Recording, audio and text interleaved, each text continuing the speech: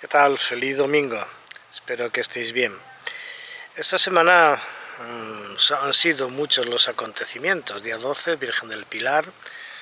Día 15, que es hoy, recordamos a una gran mujer, Santa Teresa de Jesús. Pero también el domingo centra nuestra atención y nuestra mirada. Las tradiciones están bien y las leyendas también. Y justamente la advocación de la Virgen del Pilar remite a la tradición del inicio de la evangelización en la península ibérica, que remonta a los tiempos apostólicos. Hay una tradición que indica que fue San Pablo quien, de alguna forma, envió a algunos de sus discípulos o tuvo conocimiento de que algunos de sus discípulos habían pisado el suelo de la península ibérica, y otra tradición que está en paralelo, que es la de que sitúa al apóstol Santiago entre nosotros. Sea como fuere, lo cierto es que en la península ibérica, en España específicamente, la fe cristiana llega vía directa del testimonio apostólico. Es en ese contexto donde se afirma también la presencia de María. Puede ser una presencia más bien simbólica, más que física, pero el hecho es de que la evangelización en España está ligada, como digo, a los apóstoles, a la primera evangelización y por tanto al inicio de lo que es la gran aventura del cristianismo. Esto es un valor importante. Quiero puntualizar que una cosa es la tradición con mayúsculas, es decir, tradere en latín quiere decir traer algo importante entre manos.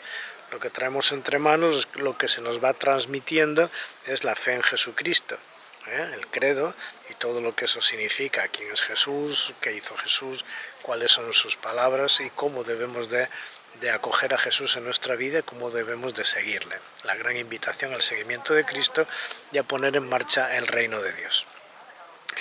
Justamente cuando se entiende que esta es la tradición viva, podemos añadir las tradiciones, digamos, costumbristas, las distintas devociones, las distintas advocaciones, pero siempre y cuando se respete la fe.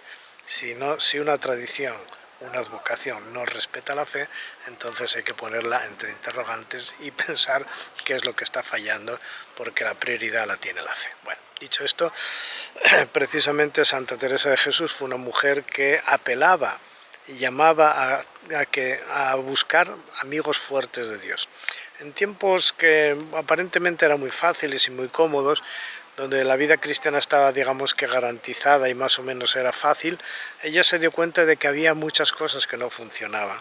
En Europa estaba dividiéndose y rompiéndose la Iglesia en miles de trocitos, donde pues había ideologías y había insistencias que nada tenían que ver con la fe, más con manías políticas y con manipulaciones que con una auténtica búsqueda de un seguimiento de Jesucristo honesto.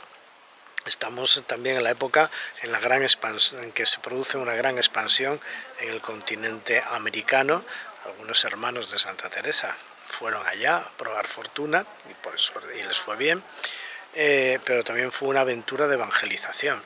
Es decir, en medio de eso, Teresa de Jesús se da cuenta que es necesario restablecer un seguimiento de Jesucristo honesto. Ella experimenta que su propia comunidad carmelitana, la primera de la Encarnación, pues dejaba mucho que desear, pero no era la única situación que estaba de esa manera. Ella reacciona buscando una mayor autenticidad. No quiere ni siquiera enfrentarse en el sentido de ponerse a molestar a las monjas, a que vosotros sois las malas, yo soy la buena. No, simplemente ella quería algo más.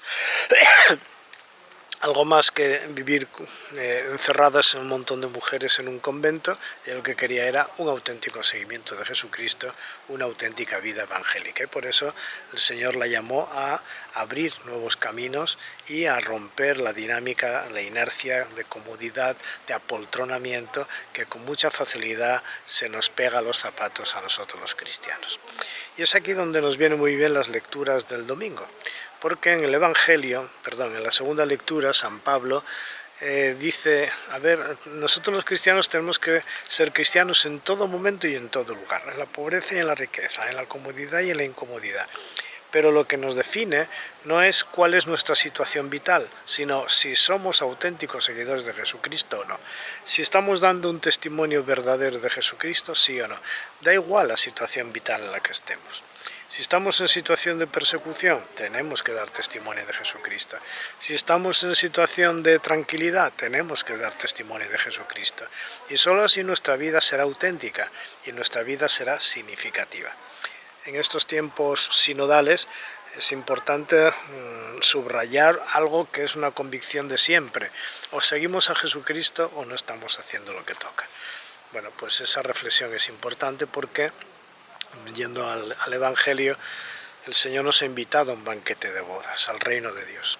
Y podemos pensar que ya lo tenemos todo resuelto por el hecho de que decimos que somos cristianos, que ya seguimos a Jesucristo, que no necesitamos ninguna salvación, que ya está todo hecho, y nos vamos a equivocar.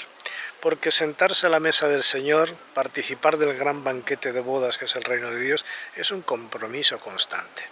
Es una participación constante. No vale ser cristianos a medias. El domingo soy cristiano porque voy a misa, pero el resto de la semana no soy cristiano, ni me interesa para nada la vida de la Iglesia, ni me interesa para nada la transmisión de la fe. Eso no puede ser. Por eso Jesús dice claramente, a ver, que venga el que quiera sentarse a esta mesa, pero para sentarse a esta mesa hay que vestirse un traje de gala, es el traje del Espíritu Santo, es dotarnos de la capacidad de seguir a Jesús y sobre todo de saber de qué es lo que estamos participando. No vale venir al reino de Dios de cualquier forma ni con cualquier actitud. La actitud es responder a la llamada del Señor, pero también a través de una actitud de conversión constante, es decir, de búsqueda constante de la verdad, de lo que significa el seguimiento de Jesucristo. Sentados a la mesa del Señor, no solamente participamos de una gran fiesta, que es la de la humanidad redimida, sino que somos capaces de invitar a otros, aunque estén tirados por los caminos, a sumarse a esta gran fiesta, que es un banquete que está preparado para todo hombre y mujer. El destino, el reino de Dios llegará a su plenitud cuando venga Jesucristo en su gloria y cuando todos nos sentemos a esa mesa de una forma real en la gloria de Dios, en eso que llamamos clásicamente el cielo. Bueno, pero ya en mi vida personal eso va a acontecer. Acontece el día del bautismo y acontece en mi día a día de seguimiento de Jesús a través de la oración, a través de la participación en la vida cristiana, a través del testimonio honesto de mi vida, de mi fe y de mi vida como seguidor de Jesucristo. Estamos ante un reto social y sobre todo un reto eclesial. No tenemos que amoldarnos a los criterios del mundo, lo hemos dicho ya miles de veces. Jesús no se amoldó a Herodes, no se amoldó a los romanos, ni siquiera se amoldó a los usos de Israel. Jesús fue fiel a Dios y nosotros tenemos que ser fieles a Dios. ¿Cómo se es fiel a Dios? Pues a través de la palabra de Dios, escuchándola. ¿Cómo se es fiel a Dios? Tomando la decisión de seguir a Jesucristo, sin miedos y sin andar por dobles caminos. A ratos soy cristiano y a ratos no lo soy. O sí o no. Tenemos en esto un bagaje enorme de siglos donde tantísimos miles de hombres y mujeres que han seguido a Jesucristo sin miedo e incluso han llegado a dar su vida con o sin derramamiento de sangre, pero han dejado toda su existencia puesta en las manos del Señor. No es otra la historia de los santos.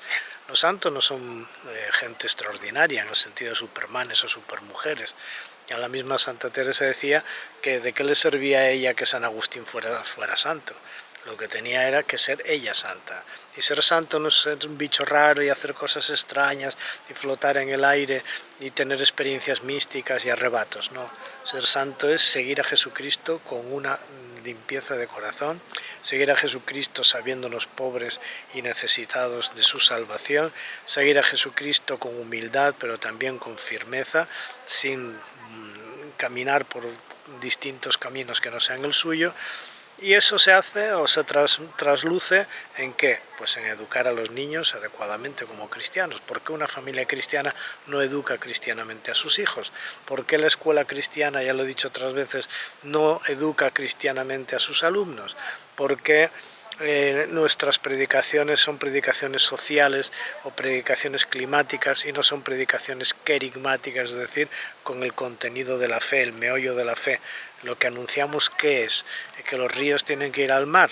¿O tenemos que anunciar que nosotros estamos camino del reino de Dios y que nuestra vida ha de ser transparencia de Dios y que justamente en el seguimiento de Jesucristo, en la realización en nuestra vida del proyecto de Dios, alcanzamos la plenitud de lo que tenemos que ser como seres humanos?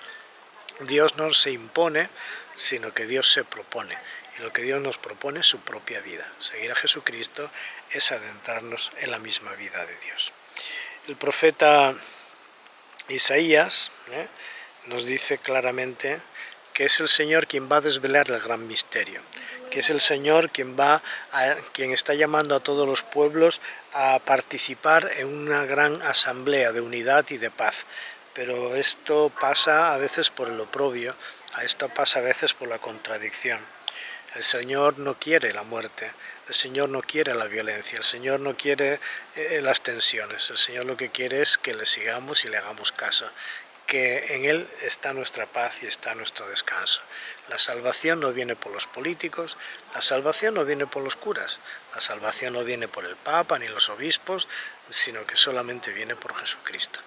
Nosotros como bautizados somos testigos de esta verdad y además tenemos el deber, la tarea y, como no, la convicción de que a través de nuestro testimonio Dios se hace presente en la historia de muchos hombres y mujeres. Volviendo a lo de los santos, ha transformado más el mundo. Mujeres como Teresa de Jesús o Teresa de Calcuta o yo que sé, Santo Domingo de Guzmán o Santo Tomás de Aquino, es decir, hombres y mujeres completamente volcados sobre el Evangelio, han marcado más la cultura, han abierto caminos de esperanza, mucho más que cualquiera de los ejércitos que ha invadido la tierra y que ha masacrado a tantos pueblos. Aprovecho para hacer una oración por la Tierra Santa, para que cesen las hostilidades, para que realmente esa tierra de paz que fue la tierra del Señor Jesús, llamada a ser testigo histórico de la presencia viva de Dios, sea un lugar donde realmente reine la paz y desde donde se vuelva a escuchar con firmeza esta llamada de Jesús a la salvación del género humano. La llamada al reino de Dios es para todo hombre y mujer, nosotros somos testigos de ello, seamos también merecedores. Revistámonos del Espíritu Santo, escuchemos la palabra de Dios, vivamos en la tradición apostólica, hagamos como María, prestemos oídos al Señor y abramos nuestra vida a su presencia y como Santa Teresa recomendaba, seamos amigos fuertes de Dios. Que seáis muy felices. Con la bendición de Dios Padre, Hijo y Espíritu Santo. Amén.